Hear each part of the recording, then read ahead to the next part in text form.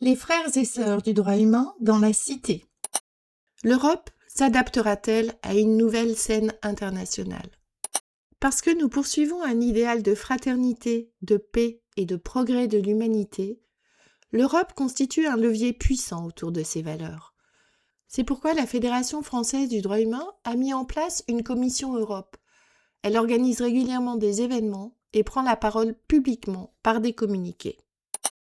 À l'occasion de la Journée de l'Europe 2026, la Commission rappelle les principes fondamentaux de la Déclaration du 9 mai 1950 qui a tracé la vision d'une Europe unie pour assurer paix et prospérité au continent. La Commission rappelle à cette occasion deux piliers constitutifs de l'Europe, la résilience et l'œuvre commune. La résilience d'abord, qui apparaît aujourd'hui comme un enjeu majeur dans un contexte de guerre et de résurgence des impérialismes. L'Europe a déjà montré sa faculté à se fédérer autour de solutions communes, économiques, énergétiques, militaires ou démocratiques, à la hauteur des défis et chocs internes ou externes auxquels elle est sans cesse confrontée.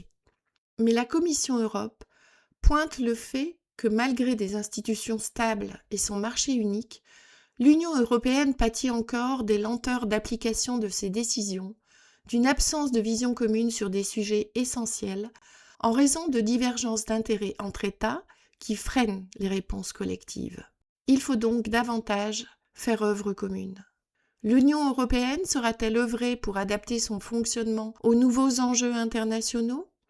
Sera-t-elle construire des projets communs pour développer son autonomie stratégique, renforcer son influence politique et s'affirmer sur la scène mondiale comme un acteur incontournable dans la défense d'un multilatéralisme solidaire et respectueux du droit international? Cela exige que chaque État membre soit en capacité de réaliser qu'il en va de son intérêt face aux ambitions des superpuissances.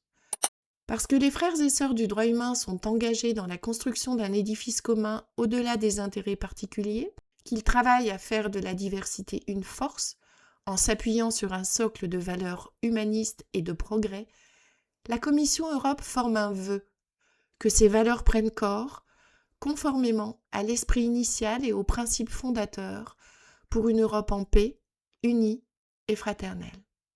Nous avons dit